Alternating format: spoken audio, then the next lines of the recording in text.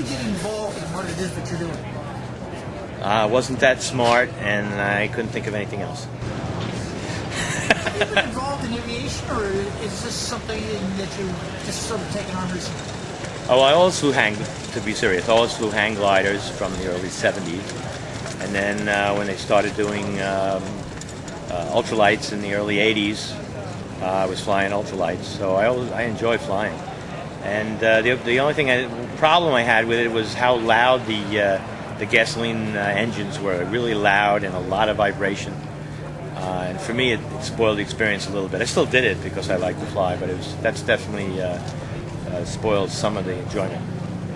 So how did you get the idea then to design an electric motor? I mean, did you ever use a background in that type of thing? Not really. I used to, way back in the 70s, I used to have an electric bicycle that I took to work, so it would be all sweaty when I got to work, and that worked out nice. And later on, I used electric motor on a scooter once the lithium batteries were well established. And it was fantastic, how fast and how long they would run.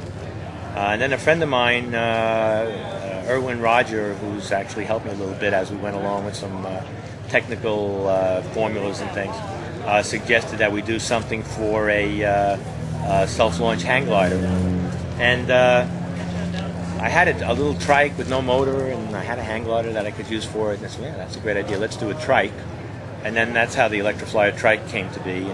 And it just worked out so amazingly well right away. I guess we were flying it for about 6 months, and I decided to put an electric motor on the little airplane that I had in storage, because I didn't like it with the gasoline motor that was on it. But it was a nice little plane, so it was a good candidate to put the electric power in. Do you have any background in electronics at all? Not a lot. I had a little bit of training in the Army, not much. I like little mechanical things, and that's just my bent. And I study on the internet and wherever I can get information. That's just something I like to do.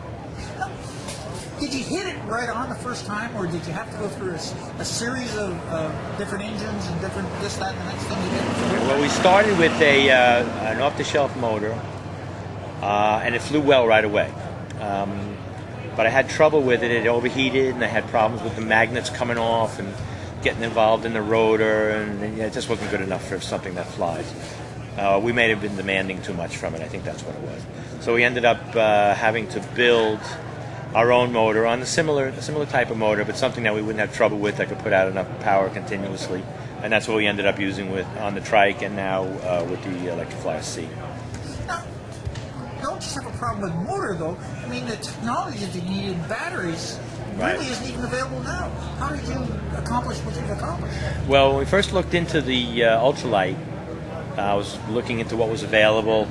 As I said, I already had experience with the lithium ion batteries, the type of batteries you use that are used in laptop battery cells. And so I was looking into that, and it looked like, I discussed it with my friend Erwin, who's a very good mechanical engineer. And we discussed how much energy was in the batteries and what kind of power rating for the motor, and how much thrust would be required for an ultralight fully loaded with the batteries and the pilot. And the numbers, you could see that the numbers would work, that it was possible. Even with that level. So anyway, I tested some lithium cells from different companies, and we tested the discharge and saw how it would work, and they looked pretty good. So we built the first trike, and in ground testing, we'd run up full power on the motor, and the battery cells weren't even getting warm. They were fantastic. So we knew we were onto something then. And when we first flew the trike, the first time we flew the trike, it just flew perfectly. We were a little bit lucky there too, but everything worked out great. Now, how many hours did you actually fly on the trike? I mean, you're still flying the trike now, but yes. How many hours did you fly on it with the original batteries? Because I understand you have 2 battery systems now? Yeah, the original battery pack is still good. We flew it with the large battery pack, which gave us about an hour and a half of runtime. And but it was about 75, about almost 80 pounds complete with the battery boxes and the connectors and everything of batteries. And that worked fine. There was no problem with that. And then I like to fly up in Ellendale, New York, there's a soaring, there's a mountain range, and it's good for soaring. Sailplanes and hang gliders fly there. So I tried it with a medium-sized battery pack that we make, which is 40 pounds lighter once you consider all the structure and everything. And it flies a little, climbs a little faster, and the sink rate's a little lower, and it's a little bit better for soaring. And we could stay up all day in the mountains with it. It's wonderful. Take off from the ground, fly up to the mountain, soar for a while, and come down and land. It's got a regen. Now, how did you then go from the trike unit into the little airplane that we have here? All right. Well, as I said, I was really enjoying the trike. There's a tremendous amount of interest in it. People really like the idea of electric flying.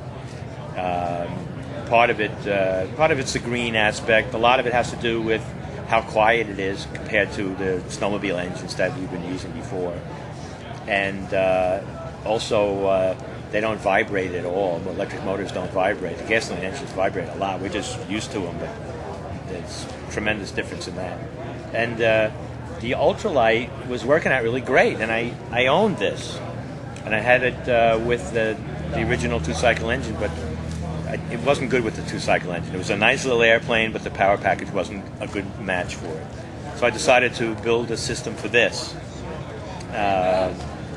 We made some changes. This is a direct drive. It has a thrust bearing in the front. The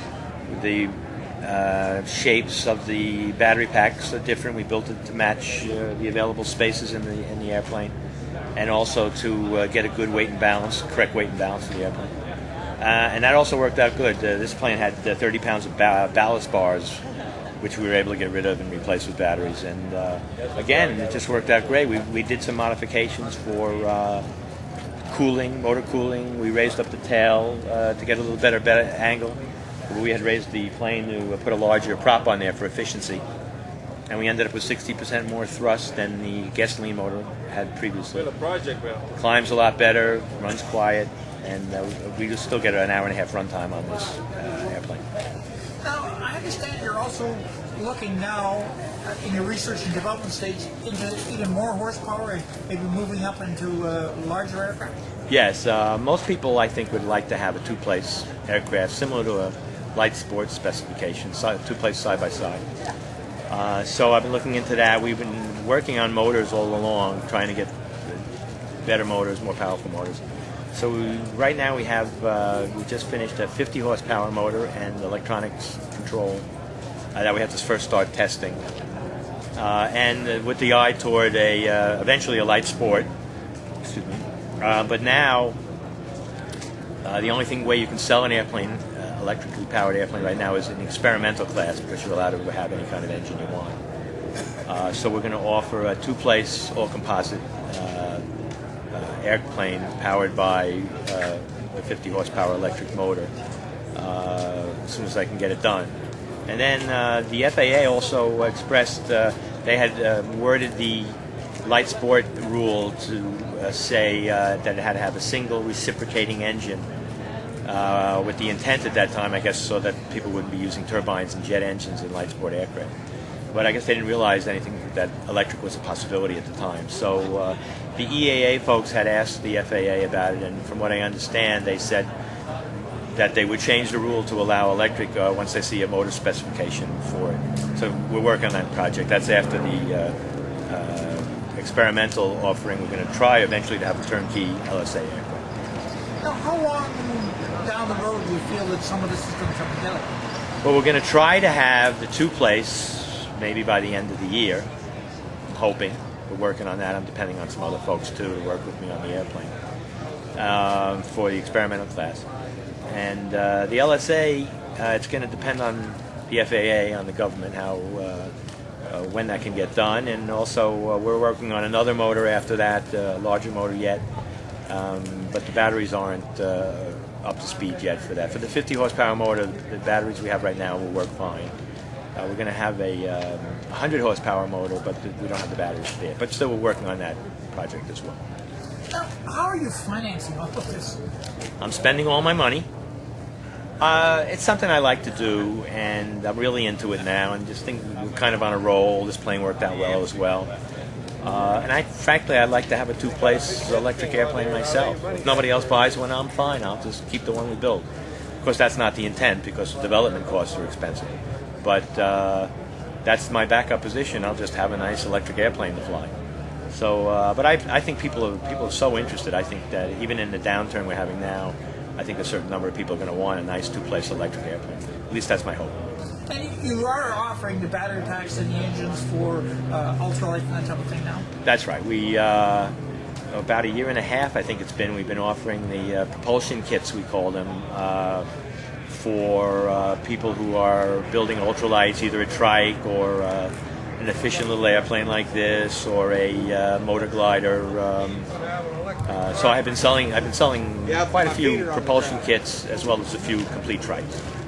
So if somebody wanted to get more information, what's the easiest way to get a hold of you? Best way is to go to the website, electraflyer.com. On there's some videos and some more information, and email if you have any additional questions. Thank you very much for your time. Thank you, Dave.